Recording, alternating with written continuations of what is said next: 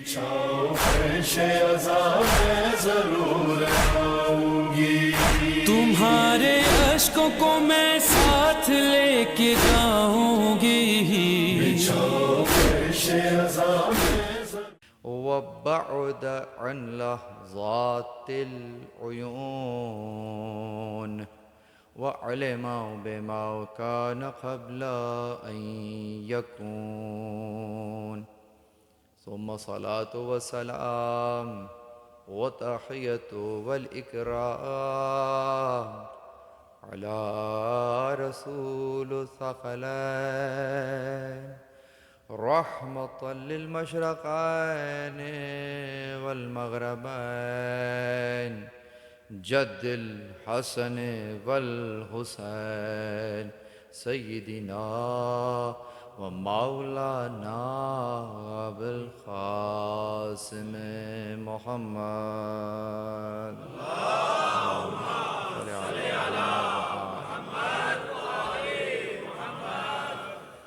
وأهل بيته الطيبين الطاهرين المعصومين المظلومين المنتجبين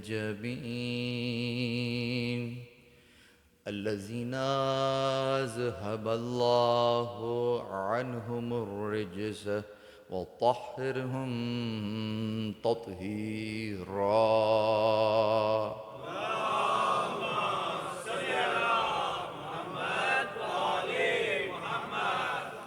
ولعنة الله على أعدائهم من يوم عداوتهم إلى قيام يوم الدين. أما بعد، قال الله سبحانه وتعالى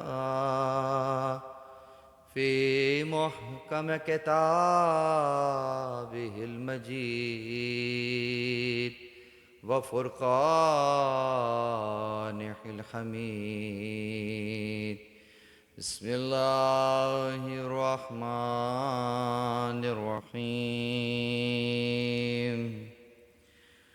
سبح اسم ربك الأعلى الذي خلق فسوى والذي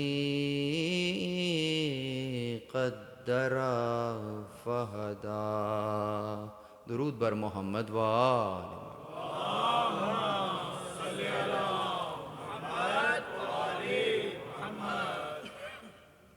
الحمد لله الذي جعلنا من المتمسكين بالقرآن الكريم وبولاية أمير المؤمنين وأئمة المعصومين عليهم السلام. درود بر محمد و آل محمد.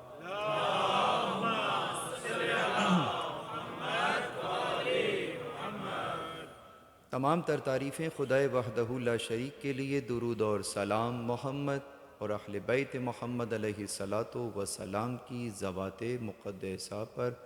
حمد ہے اس خدا کی کہ جس نے ہمیں اور آپ کو یہ توفیق عنایت فرمائی کہ 1447 ہجری کے ماہ محرم الحرام کے سلسلے میں منعقدہ اس 7ویں مجلس میں ہم موجود ہیں، اور ہر بار کی طرح اس مجلس اعزاز سے وہ رزق پا رہے ہیں کہ جو ختم ہونے والا رزق نہیں ہے، باقی رہنے والا رزق ہے.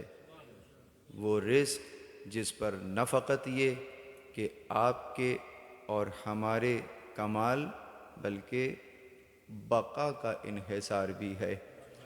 یعنی جس مقام عالی پر پروردگار عالم آپ کو اور ہمیں دیکھنا چاہتا ہے، ہم اس مقام عالی تک پہنچ نہیں سکتے اگر درمیان میں یہ رزق شامل حال نہ ہو.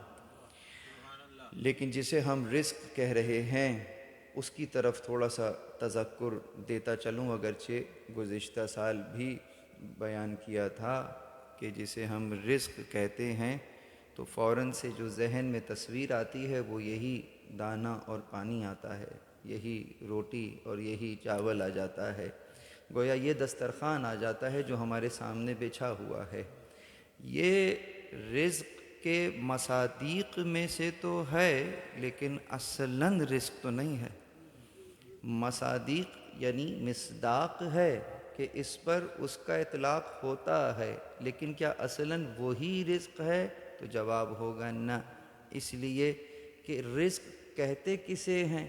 اگر آپ کہیں کہ گندم کو رزق کہتے ہیں تو میں سوال پوچھوں گا کہ گندم رزق ہے یا گندم خود محتاج رزق ہے؟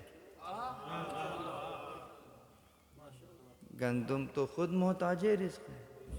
کوئی ہے جو آپ کو بھی پال رہا ہے، گندم کو بھی پال رہا ہے، اس کے لیے بھی کوئی رب ہے۔ تو پھر سوال یہ ہوگا تو کیا گندم رزق نہیں ہے؟ ٹھیک ہے، تو اس کو بھی کوئی پال رہا ہے، تو اس کو اگر مثال کے طور پہ سورج کی روشنی نہ ملے، پانی کا قطرہ نہ ملے، تو کیا گندم ہو جائے گی؟ کہا نہیں ہوگی۔ تو پھر کیا پانی رزق قرار پایا؟ تو سوال پھر وہیں آ جائے گا کہ پانی کیسے رزق ہو سکتا ہے؟ وہ تو خود محتاج رزق ہے۔ ہائیڈروجن نہ ملے، آکسیجن نہ ملے تو پانی کہاں سے بنے گا؟ اور کوئی ہومیوپیتھک کی دوا تھوڑا ہی ہے کہ شیشی میں ہائیڈروجن آکسیجن ڈال کے ذرا ہلایا تو پانی بن گیا۔ اس میں بھی نظم چاہیے، ہائیڈروجن کے 2 چاہیے، آکسیجن کا 1 چاہیے، ہائیڈروجن کے 2 چاہیے، آکسیجن کا 1 چاہیے۔ کیا سمجھ میں آیا؟ سمجھ میں یہ آیا کہ پانی کی ایک اکائی کو بھی دیکھتے ہو تو اس میں تمہیں نظم نظر آتا ہے، یہ نظم بتاتا ہے کوئی ناظم ہے جو اسے پال رہا ہے، یہ ناظم ہے۔ تو یہ سوال کبھی ختم نہیں ہوگا۔ تو پھر سوال ہے کہ آکسیجن رزق ہوگا، تو بات پھر وہیں آ جائے گی کہ وہ تو خود اپنے محتاج ہے، الیکٹران کی اپنے اندر پورے کے پوری کائنات چھپی ہوئی ہے۔ تو رزق کیا ہے مختصر کروں، رزق کیا ہے ایک تعریف بیان کروں گا، وہ ہر موجود پر اس کا اطلاق ہو جائے گا، اور وہ یہ کہ کسی وجود کے ہونے اور اس پر باقی رہنے اور اپنے کمال کے سفر کو طے کرنے کے درمیان میں جو حصہ چاہیے اسے رزق کہتے ہیں۔ اپنے وجود میں ہونے، اپنے کمال کے سفر کا جاری رکھنے اور جس درجے میں بھی پہنچ گئے ہیں اس کو مینٹین کرنے کے لیے جو درمیان میں حصہ چاہیے اسے رزق کہتے ہیں۔ تو اب پتہ چلا روٹی کو رزق کیوں کہا تھا۔ اس لیے کہا تھا کہ جب ہم چھوٹے تھے، گود میں تھے، ہماری غذا کچھ تھی، تو اس غذا کے ذریعے سے ہو کیا رہا تھا؟ وہ جو ظاہری کمال جسے کہتے ہیں کہ بچپنے سے لڑکپن، لڑکپن سے جوانی، جوانی سے پھر اور شباب، اور پھر اس انداز سے، یہ جو اس وجود کا اس انداز سے تکامل ہے اور اپنے کمال کا سفر ہے، اس سفر کے درمیان میں اسے حصہ چاہیے تھا جو آپ نے غذا کے ذریعے سے دیا۔ تو یہ غذا چونکہ اس کے کمال تک پہنچنے میں درمیان میں حصہ بن رہی تھی، رزق کی تعریف بھی یہی تھی کہ کمال تک پہنچنے کے لیے درمیان میں جو حصہ چاہیے وہ رزق ہوتا ہے۔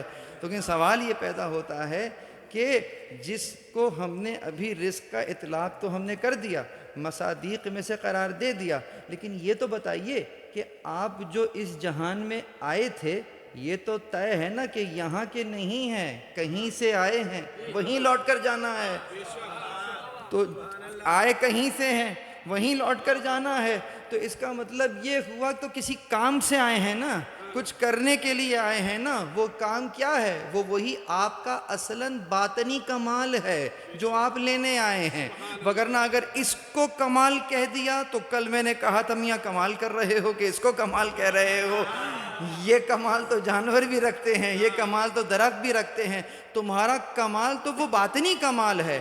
تو اب دوبارہ سے رزق کی ڈیفینیشن کو دیکھیے کہ اگر اس کمال تک پہنچنے کے لیے درمیان میں جو چاہیے رزق نہیں قرار پائے گا تو کیا قرار پائے گا؟ وہ کون سا رزق ہوگا جو وہاں پہنچنے کے لیے چاہیے ہوگا؟ وہاں پر پہنچنے کے لیے رزق کے طور پر جب ہم نے نماز تمام کی، ظہر کی نماز کے بعد ائمہ نے کہا کہاں جا رہے ہو؟ دعا تو مانگ لو۔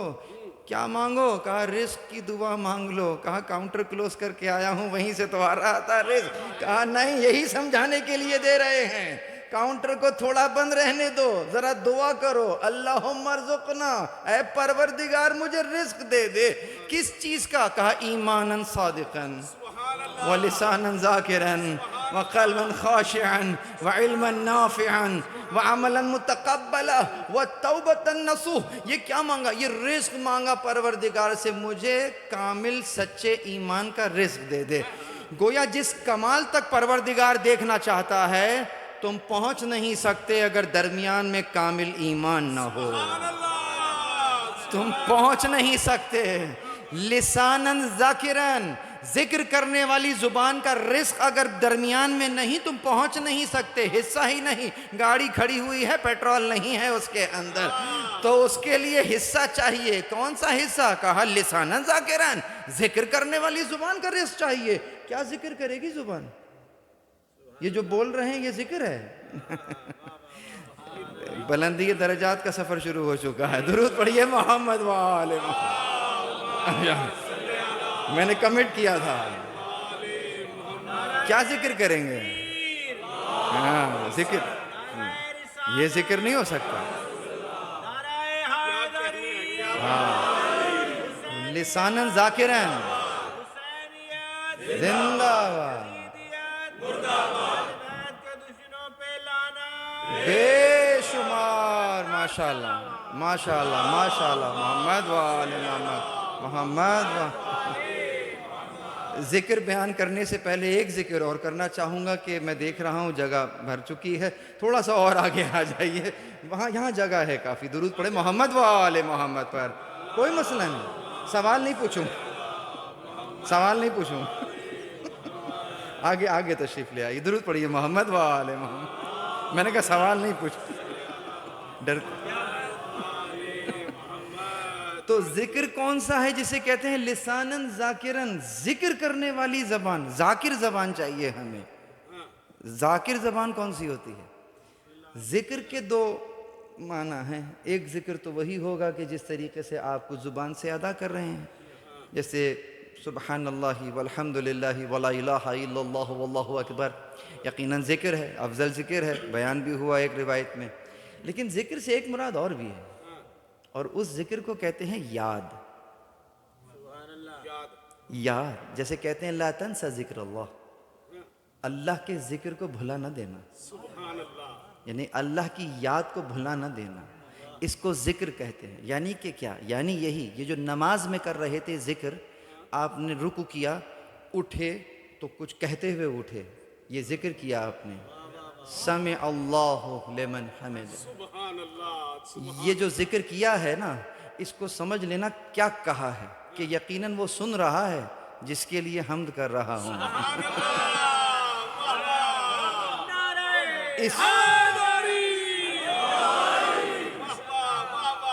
اب اگر یہ تمہیں مسجد کے اندر تک تو یاد تھا، لیکن مسجد سے باہر گئے تو اب کس کو کیا کہہ رہے ہو، کیا سن رہے ہو، کچھ پتہ نہیں، جو کہہ رہے ہو، جو منہ میں آ رہا کہہ رہے ہو، تو پھر اس کا مطلب جو کر کے آئے ہو وہ نماز پڑھ کر آئے ہو، نماز قائم نہیں ہوئی ہے۔ لیکن اگر باہر آنے کے بعد تم نے بات کرنا شروع کی اور وہ ذکر تمہیں ابھی بھی یاد ہے کہ اللہ کی یاد کو بھلانا نہیں، کہ وہ سن رہا ہے جس کے لیے تم حمد کر رہے تھے، تو وہ فقط مسجد میں نہیں سنتا ہے، وہ تمہارے گھر میں بھی سنتا ہے، تمہارے آفس میں بھی سنتا ہے، امام بارگاہ میں بھی سنتا ہے، تم دوستوں کے پاس بیٹھے ہو تب بھی سنتا ہے، دشمن کے پاس بیٹھے ہو تب بھی سنتا ہے، خوشی کے عالم میں بھی سنتا ہے۔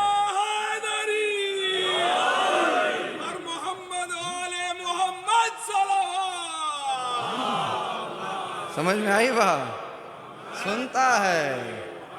اور جب کسی سے وعدہ کرتے ہو نا وہ بھی سنتا ہے، کہ وعدہ کر کے بیٹھے ہوئے ہو، دیکھو نبھایا۔ جب وہ تم کسی سے کچھ کہہ رہے ہو، زبان پر کچھ ہے اندر کچھ اور ہے، تو سن لو وہ سن رہا ہے، دیکھ بھی رہا ہے، علیم بذات الصدور بھی ہے، سینے میں یہ رکھا ہوا ہے، زبان پر یہ جاری کر رہے ہو، تو وہ جو پڑھ کر آئے ہو وہ اٹھک بیٹھک کر کے آئے ہو. اگر نماز قائم ہوئی ہوتی تو وہی کہتے جو دل میں چھپا ہوا. درود پر محمد و آل محمد پر.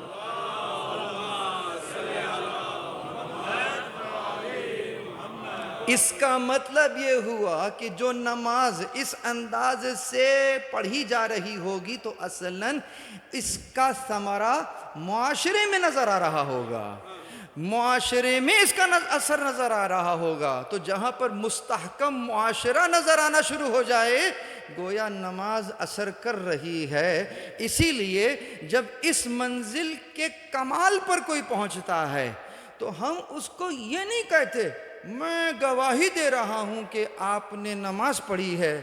جب کوئی کمال پر پہنچتا ہے تو یہی کہا جاتا ہے میں گواہی دے رہا ہوں آپ نے نماز کو قائم کیا. امام زمان کی معیت میں جب ان افکار کو اور احکامات کو جو زمین پر نافذ کر رہا ہوتا ہے, گھر میں بند کمرے میں رہ کر فقط نماز نہیں پڑھ رہا, جب وقت آتا ہے اسلام کے لیے وہ اپنے خاندان کو لے کر میدان عمل میں اتر آتا ہے. کربلا والوں کو یہی کہہ کر مخاطب کیا میں گواہی دیتا ہوں آپ نے نماز کو قائم کر دیا ہے. درود پر محمد وال.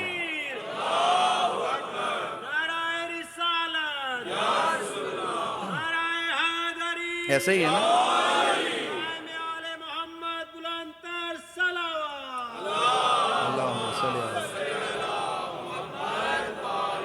تو ذکر کرنے والی زبان وہی ہوئی کہ جو ہر وقت گویا خود کو خدا کے حضور میں سمجھے, تو وہ وہی کہے گی جو پروردگار سننا چاہتا ہے. قلباً خاشعاً, خشیت والا دل. خشیت کسے کہتے ہیں؟ اب یہاں پر کچھ باتیں ہیں کہ جو مترجم کو خیال رکھنا ہوتا ہے کہ ترجمہ کیا کر رہا. عموماً ڈرنے والا دل بیان کر دیتے ہیں.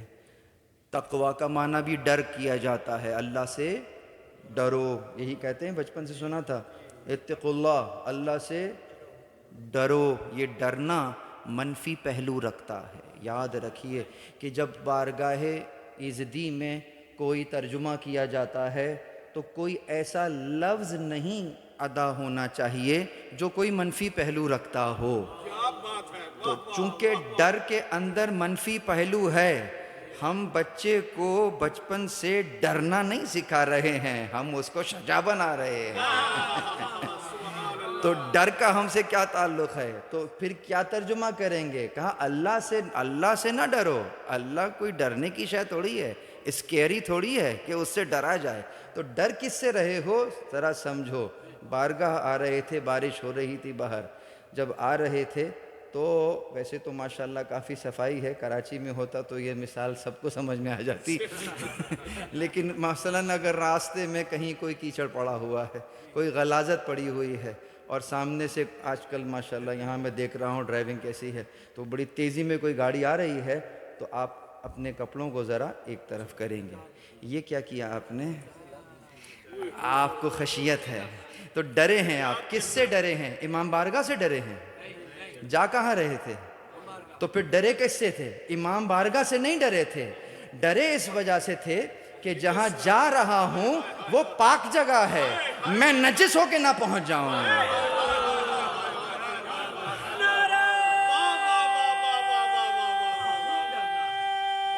اسی ڈرے.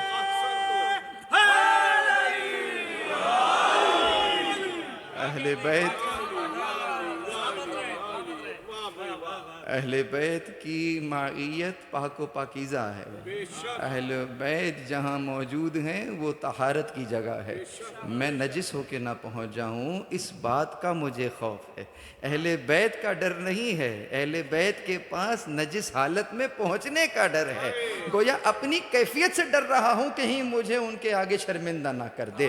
بس اس انداز سے یاد رکھنا. کیوں؟ اس لیے کہ اصول یہی قرار پایا ہے کہ جب کہا گیا, توجہ, اذا اقتربت الساعة وانشق القمر, کہ قیامت قریب ہو گئی. ساعت کا مطلب کیا ہے؟ یہاں قیامت ہے. قیامت قریب ہو گئی اور چاند دو ٹکڑے ہو گیا. آیت موجود ہے کتنے سال پہلے آیت آئی تھی؟ 1400 سال ہو گئے، قیامت آئی؟ نہیں آئی۔ اگلے 1400 سال تک بھی شاید نہ آئے۔ چلیں بات کو چھوڑیے، جو ہو گیا اس کی بات کریں۔ 1400 سال گزر گئے، قیامت آئی؟ نہیں آئی۔ آیت کیا کہہ رہی ہے؟ قیامت سمجھ میں آئی کچھ؟ قرآن کی نظر میں قریب سمجھ میں آ رہا ہے؟ اب جب قریب یہ سمجھ میں آیا، اب اگر وہی قرآن کہے انما یرید اللہ لیذھب عنکم الرجس، اللہم صلی علی، وہ جس کا قریب یہ ہے، اگر وہ کسی کو دور کہے تو دور کتنا ہو۔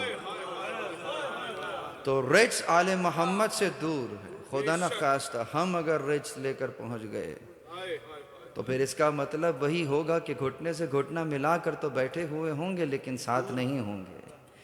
یہ قرب اس انداز کا ہے۔ بس عزیزوں مختصر کروں، اور وہ یہ کہ جیسا کہ عرض کر رہا تھا، پھر رزق کیا قرار پایا؟ تو یقیناً حصہ قرار پایا۔ ڈرنے والا دل، خشیت والا دل، یعنی کہ جو ہر وقت وہ قلب اس انداز سے تفکر اور تدبر کرتا رہے کہ کوئی نجس خیالات میرے اندر نہ آ جائیں جس کی وجہ سے میں کوئی غلط قدم اٹھا لوں۔ تم قدم بعد میں اٹھاتے ہو، پہلے اس کا خیال آتا ہے۔ سمجھیے، گناہ بعد میں ہوتا ہے، اس کا خیال پہلے آتا ہے۔ گویا میرے قلب پر تو خیال حکومت کر رہا ہے، اگر خیال کو کنٹرول کر لیا، جس سے خیال ہی اچھا آئے گا، اس کے اعمال بھی اچھے ہی باہر آ رہے ہوں گے۔ تو اعمال سے پہلے کنٹرول روم میں بٹھا دو کہ خیال ہی نہ آنے پائے، جیسے ہی خیال آئے تو اب حقیقتاً یہ وہ جگہ ہے جہاں پر ہمیں استعانت طلب کرنی ہے۔ کس سے؟ مجھے میرے کمال تک پہنچنا ہے، سفر مشکل ہے، اس مشکل کے لیے اللہ نے علی جیسا مشکل کشا رکھا ہوا ہے۔ درود پر محمد و آل محمد۔ اب آیا نا سمجھ میں آیا؟ علی مشکل کشا۔ یہاں پر کہو یا علی مدد۔ جب گناہ کا امکان سامنے آ جائے، وہاں اپنے پیروں کو اور اپنے قدموں کو روک کر کہو یا علی مدد۔ دیکھو کیسی قوت ملتی ہے۔ یہ ہے مشکل کشا، وگرنہ مشکل کشائی یہ نہیں ہے جیسے ہم نے تصور کر لیا ہے۔ آج کسی مومن کو دیکھو، وہ اگر بہت دیر تک بیٹھا ہوا ہے، اٹھا نہیں جا رہا، وہ کہتے ہیں یا علی مدد۔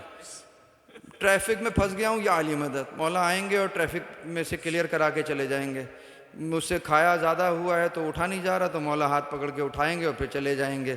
تو اس قسم کا مشکل کشا اگر سمجھا ہوا ہے تو سوری ٹو سے یہ تو ویلیو ایڈڈ سروس ہو گئی کہ بٹن دبائیں گے تو سروس آئے گی، نہیں ضرورت پڑے گی تو بٹن بھی نہیں دبائیں گے۔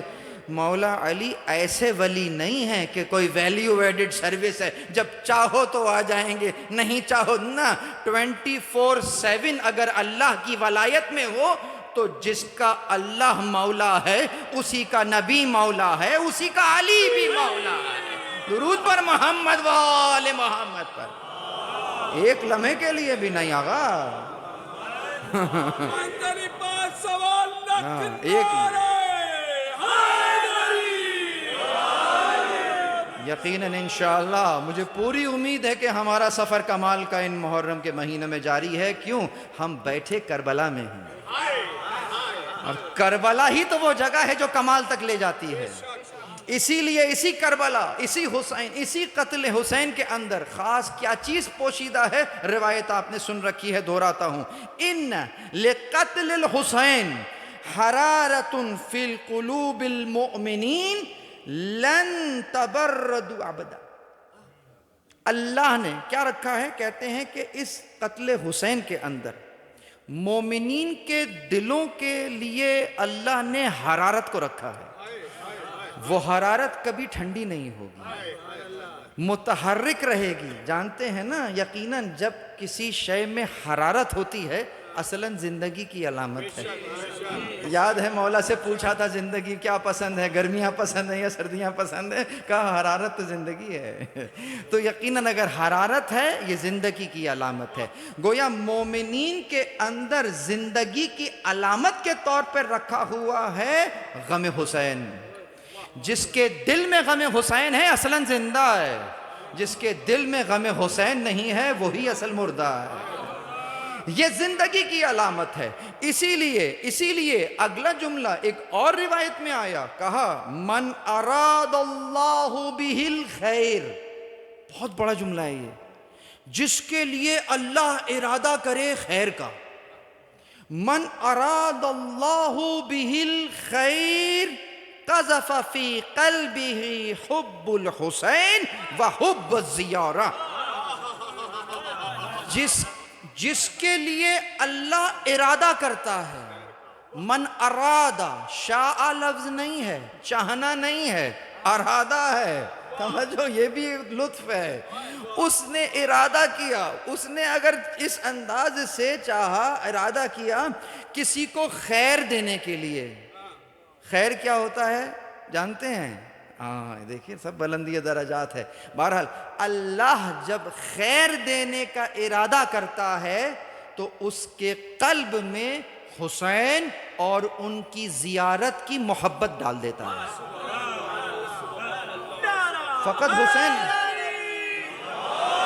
فقط حسین نہیں، حسین اور زیارت۔ عزا خانے میں حسین تو نہیں بیٹھے ہوئے ہیں نا، کیا ہے؟ زیارت ہے۔ ملاقات کے عنوان سے یعنی حسین کے روضے کی بھی زیارت اگر ہو رہی ہے، اگر قبر کی زیارت بھی ہو رہی ہے، روایت سنیے، من زار قبر الحسین عارفا بحقہ کمن کانا زار اللہ فی عرشہ، جس نے حسین کی قبر کی زیارت کی، حسین کی زیارت کو ایک طرف رکھیے، جس نے قبر کی زیارت کی، عارفاً بحق ہی، یہ بولڈ اٹیلک انڈرلائن کر لیجئے گا اس جملے کو، اس کے حق کو پہچانتے ہوئے، یعنی معرفت کے ساتھ اگر قبر حسین کو بھی دیکھا ہے تو ایسا ہی ہے کمن کھانا زار اللہ فی عرشہ، ایسا ہی ہے کہ جس نے عرش پر اللہ کی زیارت کر لی۔ چھٹے امام اقبال الاعمال، چھٹے امام،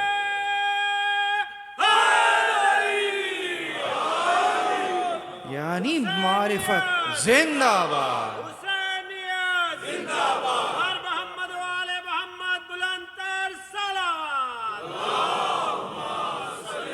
اقدار ہیں یہاں اقدار۔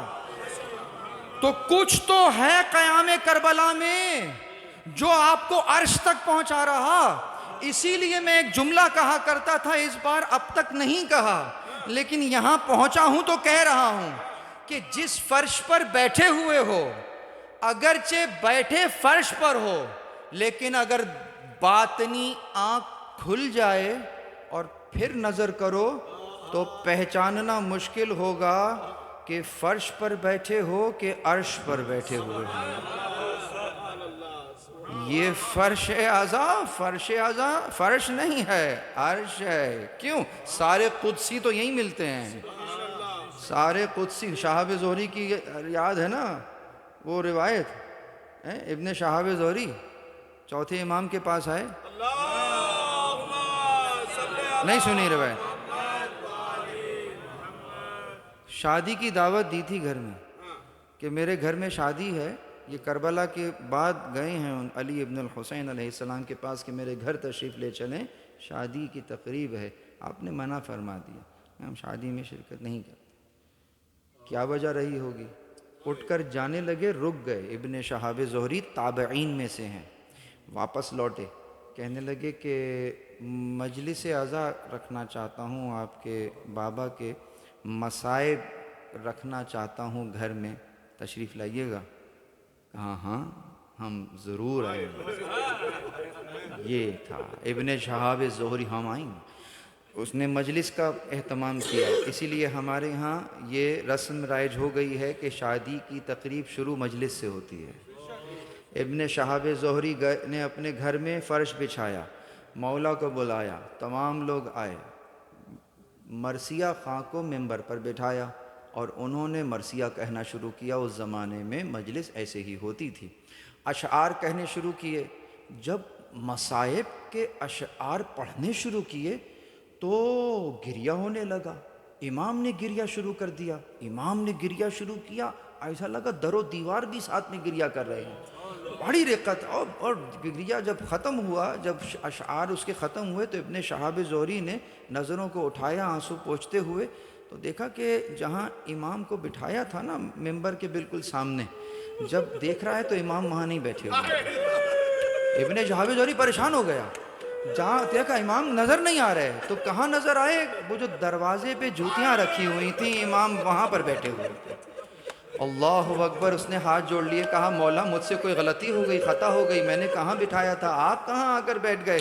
کہا ابن شہاب تمہیں نظر نہیں آ رہا ہے تو یہ تمہارا مسئلہ ہے، کیا دیکھ نہیں رہے ہو کہ فرش پر کون کون آیا ہوا ہے؟ تم دیکھ نہیں رہے فرش پر کون، تم دیکھ نہیں رہے فرش پر کون کون آ گیا ہے؟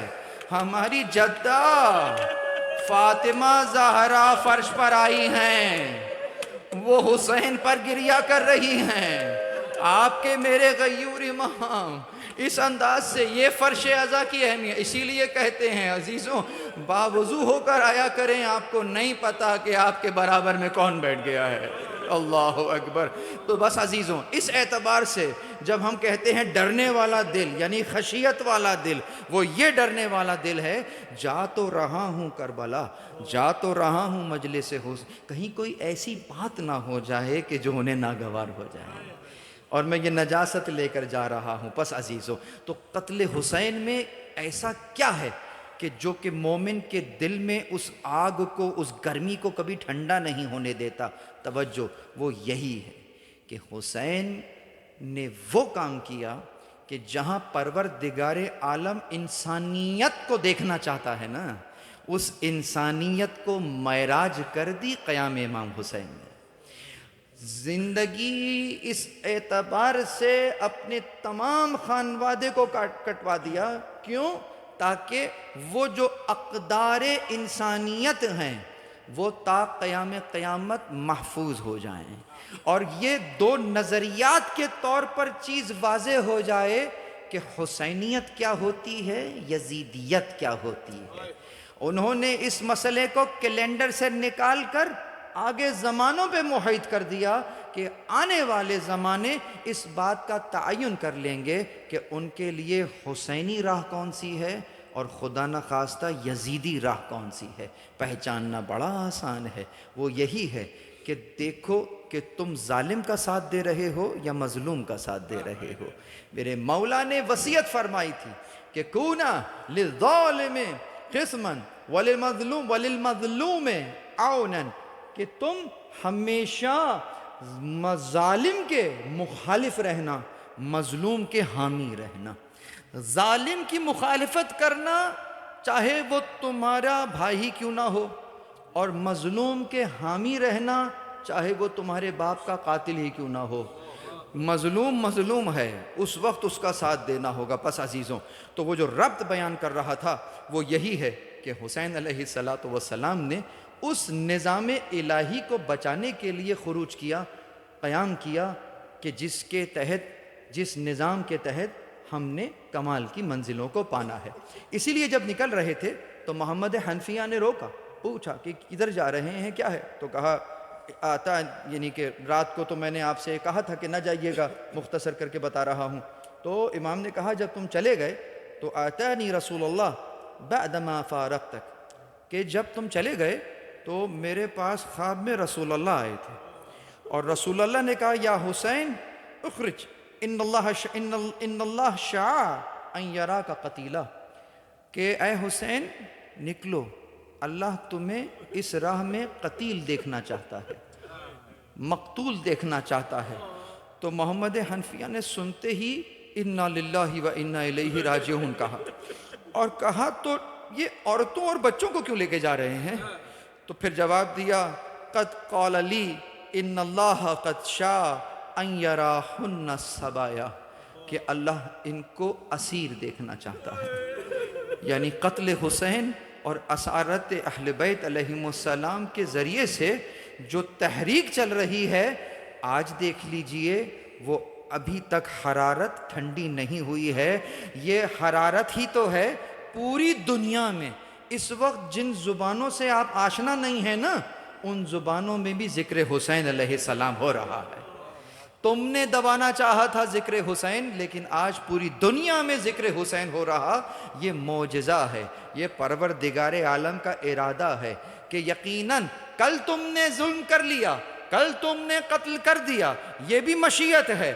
عجب ہے کہ کل جب تم ظلم کر رہے تھے تو تم نے اپنے اختیار کے ساتھ جو کر سکتے تھے کر لیا، یہاں تک کہ گھوڑے تک دوڑا دیے۔ وہ کل کا دن تھا، یہ آج کا دن ہے۔ کل گھوڑے تو دوڑ گئے، لیکن آج اگر متوکل بیل سے قبر کو مسمار کرنا چاہتا ہے تو بیل قبر تک نہیں جانے پائیں گے۔ اس چیز کو سمجھیے، یعنی جو چیز برپا ہو گئی وہ ہو گئی، اب یہ قیامت تک اسی انداز سے محفوظ رہے گی انشاءاللہ۔ درود پڑھیے محمد واہ۔ بس عزیزو، اقدار تو وہ کون سی انسانی اقدار تھیں جن کو امام حسین علیہ السلام کی اس تحریک نے دوام بخشا ہے؟ وہ ہمیں تمام اہل بیت میں نظر آتی ہیں۔ بی بی زینب سے شروع کرتے ہیں۔ کیا قدر ہے؟ توجہ، انسانی قدروں میں سے ایک قدر ہے شکر کا ادا کرنا۔ اللہ اکبر۔ اہل بیت علیہم السلام وہ ہیں کہ عموماً مومن مصیبت پڑتی ہے تو صبر کرتا ہے، جسے کہتے ہیں صابرین میں سے ہو جاتا ہے۔ انبیاء کہہ رہے ہیں کہ آپ مجھے صابرین میں سے پائیں گے۔ اہل بیت علیہم السلام وہ ہستی ہیں کہ جب ان پر مصیبت پڑ رہی ہے یہ صبر سے آگے کی منزل پر پہنچے ہوئے ہیں اور شکر کرتے ہوئے نظر آ رہے ہیں۔ اللہ اکبر۔ جب پوچھا کہ کس انداز سے، کیا دیکھا تم نے کربلا میں، اللہ نے تمہارے بھائی کے ساتھ کیا کیا؟ ابن زیاد نے بی بی زینب سے پوچھا، جواب ما رأیت منہ الا جمیلا، ہم نے سوائے حسن و جمال کے کربلا میں کچھ نہ دیکھا۔ یہ ایک عام نگاہ سے دیکھو گے تو ظلم ہی نظر آ رہا ہے، بی بی زینب کی نگاہ سے دیکھو گے تو وہ شکر کے منزل پر ہیں، شکر ادا کر رہی ہیں۔ کیوں؟ کہا ہم جو قربانی پیش کر رہے تھے پروردگار اسے قبول کر رہا تھا۔ یقیناً اس انداز سے اگر دیکھتے ہیں تو یہاں اہل بیت علیہم السلام کی زبان پر شکوہ نہیں آیا، شکر کا کلمہ جاری ہوا۔ مومنین کو اس قدر کو یاد رکھنا چاہیے۔ بالکل اسی انداز سے یہ تربیت کس کی تھی؟ بی بی زہرا سلام اللہ علیہا۔ وہ قدر کیا ہے؟ وہ قدر ہے دین کی حمیت، دینی حمیت جسے کہتے ہیں، یعنی خدا کے دین کے لیے ہر قدم اٹھانا۔ یہی بی بی زہرا ہیں کہ کل بابا کے ساتھ بیٹھی ہوئی تھیں اور سامنے ایک نابینا صحابی آتے ہیں تو اٹھ کر اندر حجرے میں چلی جاتی ہیں۔ جب رسول اللہ پوچھتے ہیں کہ کیوں اٹھ کر چلی گئیں تو وہ تو نابینا تھے، تو جواب یہی دیا کہ میں تو بینا ہوں، حیا کا تقاضا تھا کہ اٹھ کر اندر چلی گئیں۔ وہی زہرا ہیں، آج گھر سے نکلی ہیں، ایک ایک دروازے پر جا رہی ہیں، کھٹکھٹا کے علی کی ولایت کی بات کر رہی ہیں۔ یعنی وہی زہرا جو کل حجرے میں چلی گئی تھیں، آج وہی حجرے سے باہر، گھر سے باہر آئی ہیں۔ کیوں؟ وہی دینی حمیت ہے جسے کہتے ہیں کہ دینی حمیت کہ کل بھی حیا کا تقاضا تھا کہ حجرے میں چلی جائیں، آج بھی حیا کا تقاضا ہے کہ گھر سے باہر آ جائیں۔ کہ جب علی جیسے امام کو لوگوں نے چھوڑ دیا تو حیا کا تقاضا ہے کہ ناصر امام زمان گھر میں نہیں بیٹھتا ہے، باہر آتا ہے۔ تو اس انداز سے یہ قدر نظر آئی ہمیں بی بی زہرا کی طرف سے، اور یہی ان کی اولاد میں جاتی ہوئی ہمیں نظر آ رہی۔ کون کون سے قدریں ہیں جو کربلا میں ہمیں زندہ ہوتی ہوئی نظر آئیں، جلدی جلدی سے بیان کرتا ہوں، پھر انشاءاللہ تعالی ربط مصائب پہ چلیں گے۔ اور وہ یہ جو پہلی قدر ہمیں نظر آئی وہ قدر ہے کہ جسے ہم عہد اور پیمان کی پاسداری کہتے ہیں، جسے ذمہ داری کی ادائیگی کہتے ہیں۔ یعنی پروردگار عالم نے جو عہد لیا ہے، الم احد الیکم بنی اسرائیل یا بنی آدم ان لا تعبدوا الشیطان، انہ لکم عدو مبین، کیا اللہ نے تم سے بنی آدم سے عہد نہیں لیا کہ لا تعبدوا الشیطان، شیطان کی بندگی نہ کرنا، وہ تمہارا کھلا ہوا دشمن ہے، ظاہر دشمن ہے، ہر لحاظ سے ظاہر ہے۔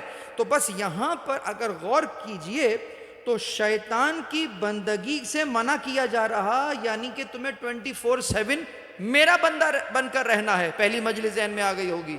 تو اگر میرا بندہ بن کے رہنا ہے، یہ عہد لیا ہے پروردگار عالم نے۔ کربلا کس چیز کا نام ہے؟ کہ سامنے طاغوت آ گیا ہے اور رسول اللہ اور اللہ کے نظام کو چیلنج کر رہا ہے۔ تو یہاں پر فرزند زہرا کی اولین ذمہ داری کیا ہے؟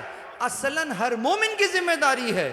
آپ تو پھر بھی امیر المومنین ہیں، آپ تو خود امام ہیں، تو امام کی ذمہ داری اس سے بھی زیادہ ہے کہ وہ اس عہد کو پورا کریں جو اللہ سے انہوں نے لیا ہے۔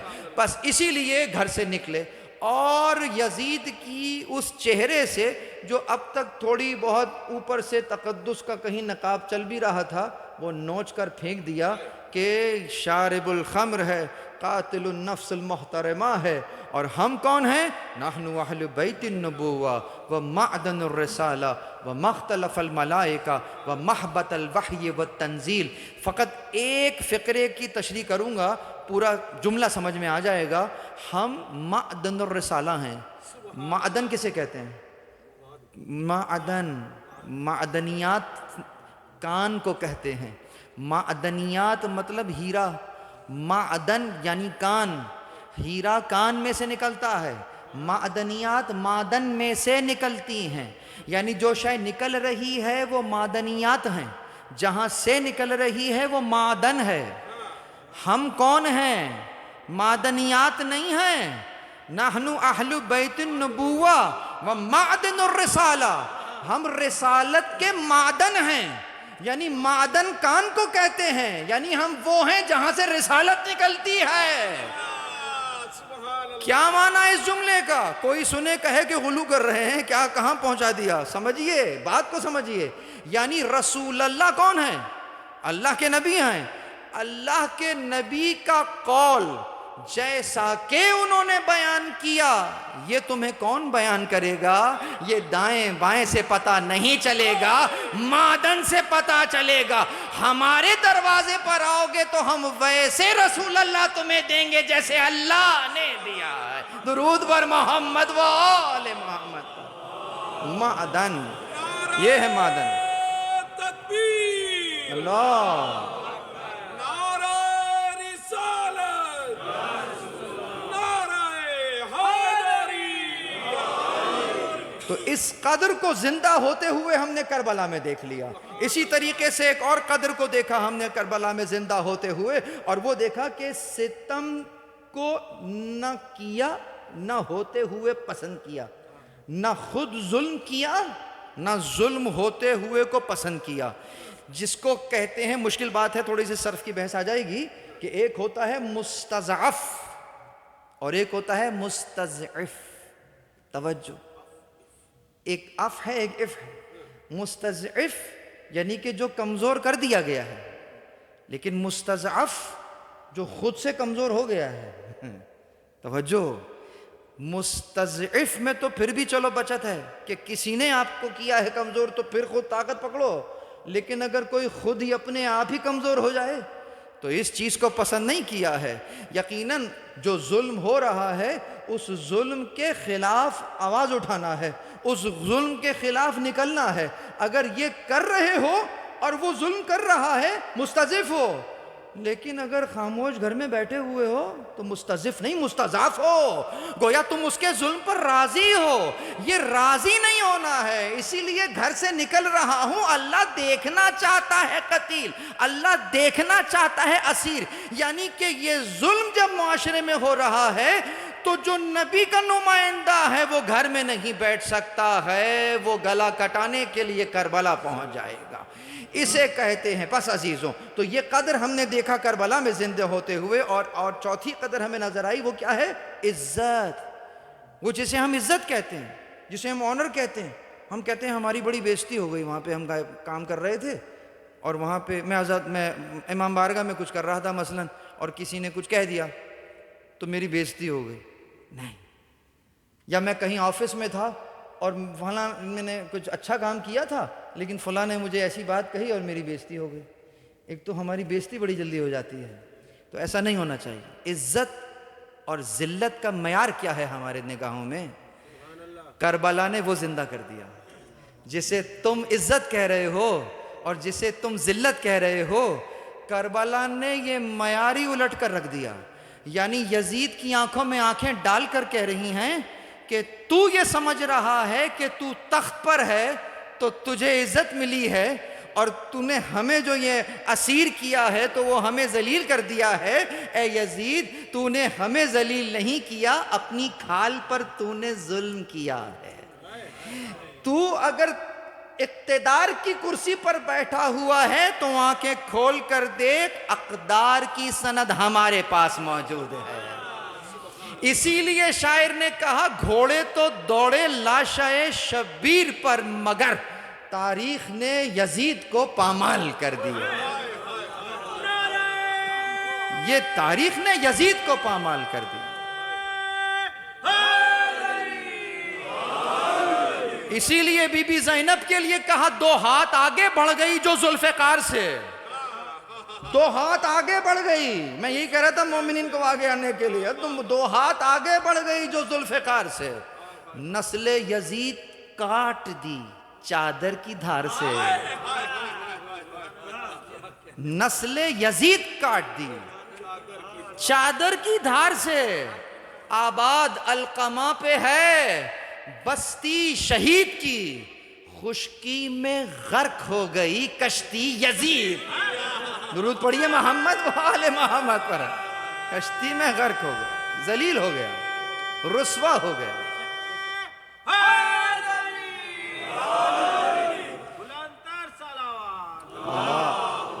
عزت سمجھ میں آئی؟ اس کو عزت کہتے ہیں. اس نے جو کر سکتا تھا کر لیا، لیکن ہر لمحہ اہل بیت کا مقام تو بلند ہوتا رہا، یہ ذلت اور رسوائی میں دھنستا چلا گیا. اسے وہ کہتے ہیں عزت. عزت کا معنی ہی یہی ہے کہ وہ سختی کہ اگر مثلا کوئی دیوار ہے اس میں کیل ٹھوکنا چاہو، کیل اس دیوار میں جا نہیں پا رہی ہے، اسی کو عزت کہتے ہیں. اس دنیا والوں کی اتنی اوقات کہاں ہے کہ یہ کسی کو ذلیل کر سکیں؟ یہ دنیا والوں کی اتنی اوقات کہاں ہے کہ کسی کو عزت دے سکیں؟ وَتُعِزُّ مَن تَشَاءُ وَتُذِلُّ مَن تَشَاءُ. وہ جسے چاہتا ہے عزت دیتا ہے، وہ جسے چاہتا ہے ذلت دیتا ہے. اس معنی میں اگر دیکھ رہے ہیں تو جملہ کہہ کر یہاں تک کی بات ختم کر دوں گا. یزید ایسی پلیدگی کا نام ہو گیا کربلا کے بعد کہ اگر کوئی مفتی فتویٰ بھی دے تو وہ یوں سمجھ لیجئے کہ نجاست پر زمزم ڈال تو رہا ہے، وہ نجاست عین نجاست ہے، وہ تو پاک ہونے سے رہی، ہاں تم ضرور نجس ہو جاؤ گے. درود بر محمد و آل محمد. عین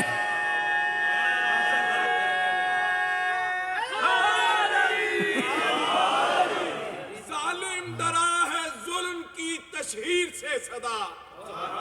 انسانیت قدوں کا یہ قانون ٹھیک ہے، یا احتجاج کرنے دے مجھے قتل حسین پر، یا مان کے اس کے قتل میں تو بھی شریک ہے. واہ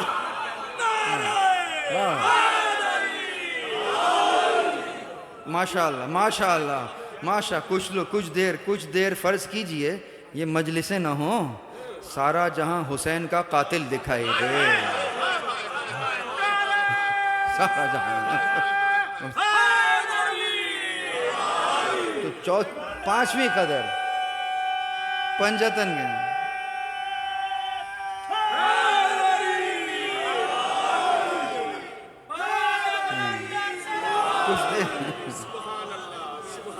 تو 5ویں قدر دیکھیے، 5ویں قدر دیکھیے. پنجتن 5 ہیں، 5ویں قدر بتا رہا ہوں، اور وہ ہے انفاق، خرچ کرنا. اب یہ میرے ذہن کا مسئلہ ہے، جیسے ہی خرچ کرنے کی بات کی والیٹ پہ نظر چلی گئی. یہ مادیت میں پھنسا ہوا انسان کبھی نکل نہیں رہا ہے اس سے. خرچ کرنے سے کیا مراد ہے؟ خرچ کرنے کا معنی ہے کہ جو بھی what ever resources you have, جو بھی ریسورسز تمہارے پاس ہیں اللہ نے دیے ہیں، جب اللہ نے دیے ہیں تو ان کو اللہ کے راستے میں خرچ کرو۔ اللہ نے تمہیں ٹائم دیا ہے، کیا بات ہے، کیا بات ہے، واہ واہ واہ واہ، 24 گھنٹے آپ کو دیے ہیں نہیں دیے؟ کیا بات ہے۔ کوئی ایسا ہے کہ کوئی خدا نہ خواستہ 23 گھنٹے تو نہیں دیے کسی کو، یا کسی کو 25 دے دیے ہوں؟ سب کو 24 دیے ہیں۔ تو اس نے دیے ہیں یا آپ نے خود لیے ہیں؟ اس نے دیے ہیں۔ تو اگر اس کو تم اسی کے لیے خرچ کرو، اسی کو تو انفاق کہیں گے۔ کیا کہنے، اس نے تمہیں صحت دی ہے، توانائی دی ہے، تو تم کسی کمزور کا ہاتھ پکڑ کے کھڑا کر دو اسے، تو یہ کیا ہے؟ انفاق ہے۔ اللہ نے تمہیں علم دیا ہے، میتھ بہت اچھا آتا ہے آپ کو، تو ڈھونڈو کسی بچے کو میتھ کمزور تو نہیں ہے، تو آپ یہ میتھ اس کو سکھا دیں گے۔ یہ کیا ہے؟ آپ کے علم کا انفاق ہے۔ مختصر کر دوں، یہ جو مجلس اعضا ہو رہی ہے، یہ جو ممبر سے مطالب بیان ہو رہے ہیں نا، امام تو ممبر پر نہیں ہے نا، لیکن امام کی بات ممبر سے جا رہی ہے۔ یہ آل محمد کا انفاق ہے جو انہوں نے کیا۔ علوم آل محمد کو پہنچنے کا سلسلہ بند نہیں ہوا، یہ آل محمد ہی کا انفاق ہے۔ میں کہہ سکتا ہوں کہ یہ مولا علی کی سلونی کا اعجاز ہے کہ آج بھی ممبروں سے کتنے مسئلے حل ہوتے ہوئے نظر آ رہے ہیں۔ یہ سلونی کا اعجاز ہے، انفاق ہے، علی کا انفاق ہے۔ ہمیں انگوٹھی یاد ہے فقط، مولا علی نے فقط انگوٹھی تھوڑی دی ہے، وہ بھی ان کا انفاق ہے، یہ بھی ان کا انفاق ہے۔ اسی لیے ہمارے پاس ایک روایت موجود ہے کہ جو نعمت سے متعلق آتی ہے، اور وہ یہی ہے، کہتے ہیں کہ اللہ نے مخصوص کیا ہے بندے کو، اِنَّا لِلَّهِ عَزَّ وَجَلْ عِبَادًا اختصهم بالنعم لمنافع العباد۔ اللہ نے مخصوص کیا ہے بندوں کو، کس چیز کے لیے؟ کہا نعمت دے کر۔ اور کیوں مخصوص کر دیا؟ تاکہ اس کے بندے عباد، اس کے بندے اس نعمت سے فائدہ اٹھائیں۔ کچھ عجیب تو نہیں ہو گیا کہ بھائی نعمت دی آپ کو تو آپ کو فائدہ اٹھانا چاہیے نا؟ تو کہا نہیں، نعمت تمہیں دے رہے ہیں، کیوں؟ تاکہ باقی لوگ فائدہ اٹھائیں۔ یہی بات ان سے بھی کہی ہے کہ تمہیں نعمت دے رہے ہیں، کیوں؟ تاکہ باقی لوگ فائدہ اٹھائیں۔ یعنی ایک نعمت آپ کو ملی ہے، فائدہ میں اٹھاؤں گا، ایک نعمت مجھے ملی ہے، فائدہ آپ اٹھائیں گے۔ جب ہم دونوں ایک دوسرے سے ملی ہوئی نعمتوں سے فائدہ اٹھائیں گے، نتیجے میں ایک اسٹیبل سوسائٹی قائم ہوگی۔ کیا بات ہے، یہ وہ دیکھنا چاہتا ہے، وہ ایک مستحکم معاشرہ دیکھنا چاہتا ہے۔ اس کو کہہ رہا کہ ہم آزما رہے ہیں، اسی لیے کہ تمہیں نعمت دے رہے ہیں، دیکھ یہ رہے ہیں کہ اس نعمت سے کہیں تم کفران نعمت تو نہیں کر رہے، شکران نعمت کر رہے ہو۔ تو شکرانہ کہتے ہی اسی کو ہیں کہ نعمت کو ایسے استعمال کرو جیسے وہ استعمال ہوتے ہوئے دیکھنا چاہتا۔ درود پڑھیے محمد وآل محمد۔ یہیں سے لپیٹ، نعمت تک آیا ہوں میں، ابھی دیکھیں مصائب پہ نعمت تک آ گئے نہیں آ گئے، نعمت اس نے دی ہے، استعمال کیسے ہو رہا؟ جیسے وہ دیکھنا چاہتا ہے۔ بیٹا کون ہوتا ہے؟ اب دیکھیے کہ کیسے استعمال ہو رہے ہیں۔ آ گئی نا قاسم تک بات؟ یہ ہے نعمت کا۔ اللہ نے بیٹے دیے ہیں، لیکن بیٹے استعمال کیسے ہو رہے ہیں؟ اسی کے دین کے لیے استعمال ہو رہے ہیں۔ جس نے بیٹے دیے ہیں اسی کے لیے استعمال ہو رہے۔ آج غریب حسن کا ماتم کرنے آئے ہیں، آج یتیم حسن کا ماتم کرنے آئے ہیں، بس آج یتیم حسن کا ماتم کرنے آئے ہیں۔ لیکن یاد رکھیے گا، امام حسن کے کتنے بیٹے ہیں کربلا میں موجود؟ شاید ہم نے ایک ہی بیٹے کا نام سن رکھا ہے نا، اللہ اکبر۔ ارے یہ وہ گھرانہ ہے، ایک نہیں دو نہیں، جتنے بیٹے انہیں ملیں یہ پروردگار عالم کی راہ میں قربان کرنے کے لیے تیار ہیں۔ 4 بیٹے حسن کے کربلا میں موجود ہیں، اللہ اکبر۔ 4 بیٹے موجود ہیں، جن میں سے ایک بیٹا جس کا نام بیان کیا عبداللہ بن حسن، یہ بھی کم سن ہیں، قاسم سے بھی 1 سوا سال چھوٹے ہیں، اور یعنی کہ ابھی نابالغ ہیں۔ جب آخر وقت آیا ہے نا، تو امام حسین علیہ السلام پر شمر حرملہ ملعون حملہ کرتا ہے تلوار سے، اور یہ بچہ ہاشمی خون ہے، حسن کا یتیم ہے لیکن رہو جو دوڑ رہا ہے وہ ہاشمی خون ہے. اس طریقے سے آتا ہے، کہتا ہے کہ تیری یہ مجال کہ تو حسین پر ضرب مارے، اور اس طریقے سے تلوار اٹھا کے اس انداز سے میدان میں نکل آتا ہے. یہ ملعون اس بچے پر وار کرتا ہے. تو لکھا ہے کہ بچے کا ہاتھ کٹ کر کھال میں جھولنا شروع ہو جاتا ہے. بچہ چھوٹا ہے نا، جب کبھی بچوں کو کبھی چوٹ لگتی ہے تو وہ ماں کو پکارتے ہی نہیں پکارتے. یہ بچہ بھی بہت کم سن ہے. جب اس کا ہاتھ کٹا، اس نے اپنی والدہ کو آواز دی. میرے مولا نے بڑھ کے بچے کو گود میں اٹھا لیا، بچے کو پیار کرنے لگے. کہے بچے کچھ دیر صبر کرو، اللہ نے تمہارے لیے بہشت میں تمہارے اجداد سے ملوانے کا انتظام کر رکھا ہے. یہ کبھی کلام ہو ہی رہا تھا کہ ملعون ہرملہ نے تیر جوڑا اور غریب حسن پر تیر چلا دیا. یہ بچہ امام کے ہاتھوں میں ہی شہید ہو گیا. اللہ اکبر. یہ امتحان حسین ہے. ابھی تو علی اصغر کا خون بھی موجود تھا، اسی میں یتیم حسن کا خون بھی مل گیا. بس عزیزوں، یہ ایک بیٹا ہے. اسی طریقے سے ایک دوسرا بیٹا بھی موجود ہے، اس کا نام ابو بکر بن حسن ہے. یہ بھی امام حسن کے ہی بیٹے ہیں. یہ بھی کربلا میں موجود ہیں، اور کربلا میں اپنے باپ کے یعنی کہ یہ امام حسن کے بیٹے قاسم کے سگے بھائی ہیں.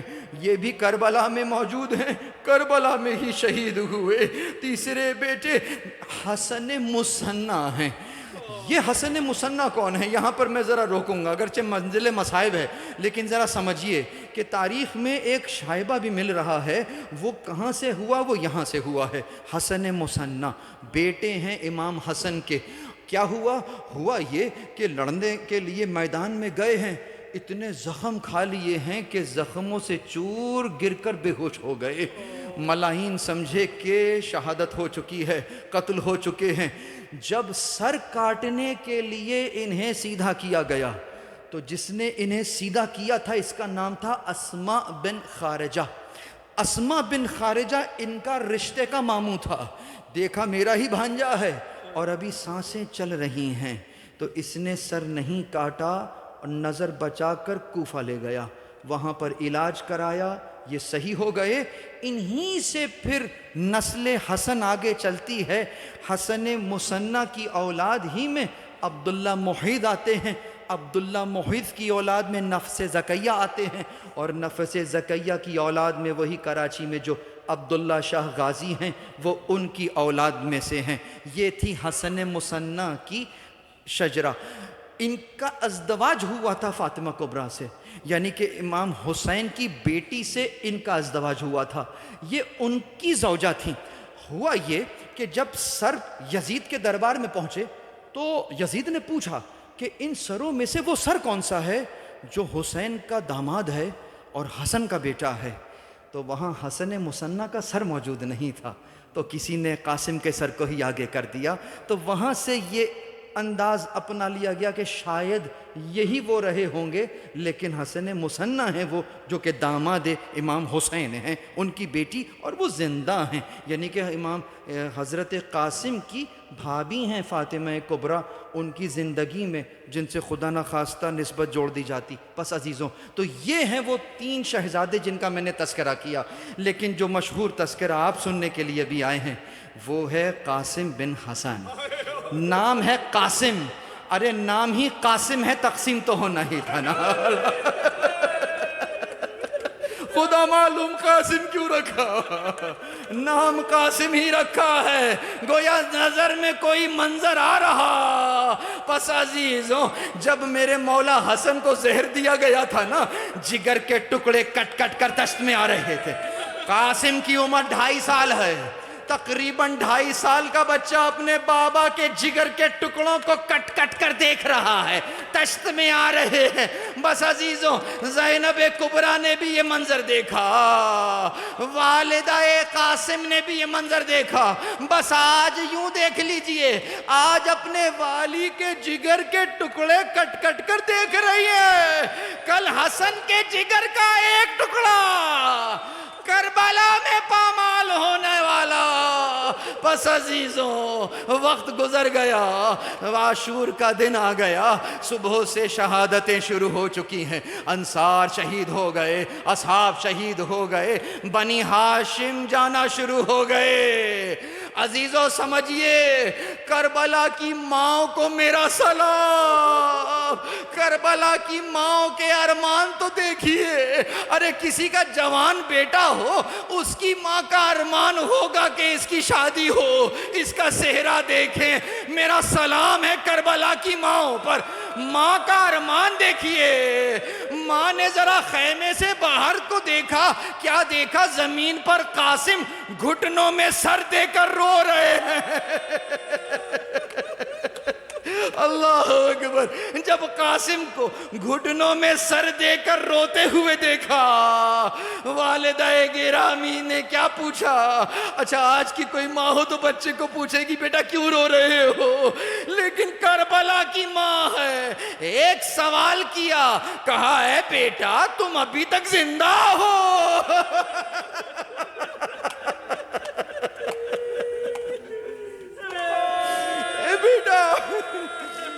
بیٹا تم ابھی تک زندہ ہو؟ ماں کا ارمان سمجھ میں آیا، بچے نے آنسوؤں کو پوچھا، والدہ گرامی صبح سے 3 مرتبہ جا چکا، میرے چچا مجھے اجازت نہیں دے رہے۔ بس عزیزوں مشکل گھڑی تھی، اسی اسنا میں یاد آ گیا کہ مشکل گھڑی کے لیے ہی تو وہ تعویذ دیا تھا، کہ مشکل گھڑی کے لیے ہی تو وہ تعویذ دیا تھا۔ اللہ اکبر! اس سے زیادہ مشکل اور کون سی گھڑی ہوگی؟ بس اسی وقت اس تعویذ کو کھولا، یہاں تعویذ کا کھلنا تھا، سامنے تحریر آ جاتی ہے۔ عزیزوں ہم بھی اپنے بازوؤں پہ تعویذ باندھتے ہیں کہ جان بچ جائے۔ آؤ ذرا اہل بیت کے بچوں کے ہاتھوں میں بندھے تعویذوں کو دیکھو، جب کھولو گے تو لکھا ہوگا، کیا لکھا؟ یا بنی قاسم اذا وجدت امک عطشانا وحیدا محاصرا بالاعداء فی الکربلا، اے میرے لخت جگر قاسم، اے میرے لخت جگر قاسم، جب تم کربلا میں اپنے چچا کو پیاسا پاؤ، اکیلا پاؤ، لشکر اعداء میں گھرا ہوا پاؤ، تو اپنی جان نہ بچانا بلکہ حسین پر جان قربان کر دینا۔ بس عزیزو بچے نے اپنے بابا کی تحریر کو چھوا، والدہ گرامی کے ساتھ امام حسین کی طرف گئے، یہ تحریر سامنے کی، جیسے ہی بھائی نے بھائی کی تحریر کو پڑھا میں کہوں گا گویا امام نے اپنے امام زمان کی تحریر کو پڑھا، اور مشکل وقت میں تو بھائی یاد آتا ہے نا، اور وہ بھی حسن جیسا بھائی۔ یہ تحریر سامنے آنی تھی، مولا اس قدر روئے، تحریر کو چوما، کہا قاسم بیٹا میں نے تمہیں اجازت دی۔ اب قاسم کو تیار کیا، کیسے تیار کیا عزیزوں؟ تقریباً 13-13.5 سال کا سن ہے۔ اس انداز سے میرے مولا نے، کوئی ذرا تو ہے نہیں جو اس بدن پر آ سکے، کرتا پہنا ہوا ہے، بس گریبان کو ذرا چاک کر دیا، آج سینوں کو الٹ دیا، گرمی کی شدت تھی، میرے مولا نے قاسم کے سر کے امامے کو ذرا مختصر کر دیا۔ جو بابا مختصر کر دیا، تحت الحنک کو دونوں طرف لٹکا دیا، اس طریقے سے یتیم حسن کو سجا دیا۔ اللہ اکبر، گھوڑے پر بٹھایا۔ جب گھوڑے پر بیٹھے ہیں نا، یاد رکھیے گا، اس جملے کو یاد رکھیے گا، جب گھوڑے پر سوار ہوئے ہیں تو قاسم کا سن اتنا تھا کہ آپ کے پائے مبارک گھوڑے کی زین تک نہیں آئے۔ اس جملے کو یاد رکھیے گا، پائے مبارک زین تک نہیں آ رہے تھے، بس یوں ہی اب روانہ کر دیا۔ خدا معلوم ماں کے دل پر کیا گزر رہی ہوگی۔ بس عزیز و قاسم میدان میں گئے، وہاں سے ارزق شامی نے اپنے پہلے بیٹے کو بھیجا، مولا نے ایک ہی وار کیا، ملعون واصل جہنم ہوا۔ اسے اور طیش آیا، دوسرے بیٹے کو بھیجا، وہ بھی فنار ہوا، تیسرے کو بھیجا، ارے ہاشمی جوان ہے، ایسے تلوار چلا رہا۔ بس عزیزوں، تلوار چلتی رہی، یہاں تک کہ ملعون ارزق شامی خود سامنے آ گیا۔ ارزق شامی کا بھی جب کام تمام کر دیا، گویا شہزادے نے جنگ تو وہی جیت لی ہے، لیکن عزیزوں شہزادہ بھوکا بھی ہے، پیاسا بھی ہے۔ یہاں حمید ابن مسلم کہتا ہے، میں دیکھ رہا تھا میدان میں ایک 14ویں کے چاند کی مانند جوان آیا۔ اس جملے کو میں نے ہر مقتل میں پڑھا، یہی جملہ لکھا کہ 14ویں کے چاند کی مانند ایک جوان آیا۔ ارے وہ جو دشمن کی نگاہ میں 14ویں کا چاند ہو، بتاؤ ماں کی نظر میں کیا ہوگا؟ کس دل سے یہ منظر دیکھا؟ بس عزیزو، کسی اسنا میں کہتے ہیں میں نے دیکھا بچے کے پاؤں کا ایک تسمہ کھل گیا تھا، اسے باندھنے کے لیے قاسم جھکے، اسی اسنا میں ملعون نے سر پر وار کر دیا۔ بس عزیزو، یہاں وار کا ہونا ہے۔ بچے نے چچا کو مدد کے لیے پکارا۔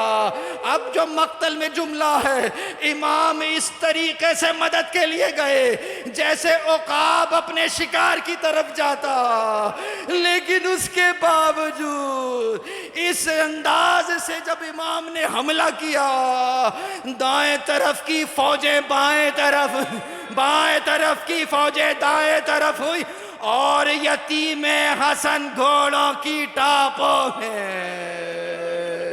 اللہ اکبر، پامال ہوا۔ میرے مولا جب پہنچے تو اس قاتل کے ہاتھ کو کاٹ دیا، تم نے میرے قاسم کو مارا۔ اللہ اکبر۔ عزیزو، کس عالم میں پہنچے؟ مقتل سے پڑھ رہا ہوں، کیا لکھا ہے مقاتل الطالبین میں اور یہی نفس المحموم میں، کہتے ہیں جب وہاں منزل پر پہنچے، قاسم اپنی ٹانگوں کو، اپنے پیروں کو زمین پر رگڑ رہے تھے۔ میرے مولا نے جملہ کہا، اے بیٹا، تیرا چچا کرے بھی تو کیا کرے، کہ اگر کچھ کرے تو اسے تمہیں کوئی فائدہ نہیں ہوگا۔ اللہ اس امت کو عذاب میں مبتلا کرے جس نے تمہیں قتل کیا۔ بس عزیزوں، یہاں شہزادے نے شہادت پائی اور یہاں میرے مولا نے قاسم کی لاش کو اٹھایا۔ اب جملہ سنیے جس کے لیے میں نے آپ کو روکا تھا۔ کل جب ابھی تھوڑی دیر پہلے زین پر بٹھایا تھا تو پائے مبارک زین پر نہیں آ رہے تھے۔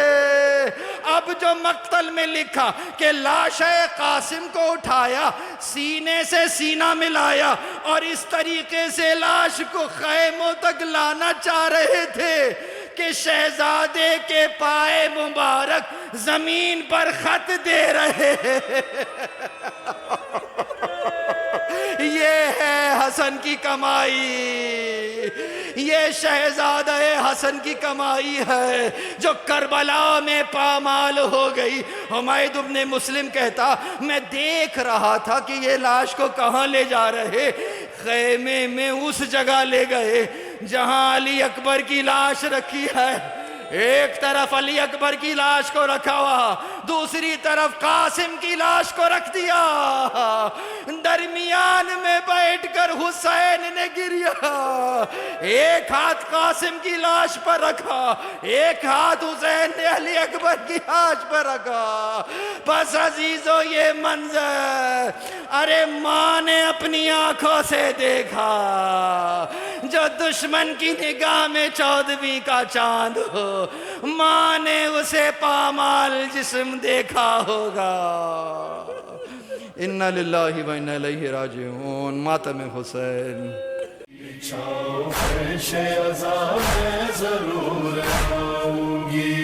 تمہارے اشکوں کو میں ساتھ لے کے گاؤں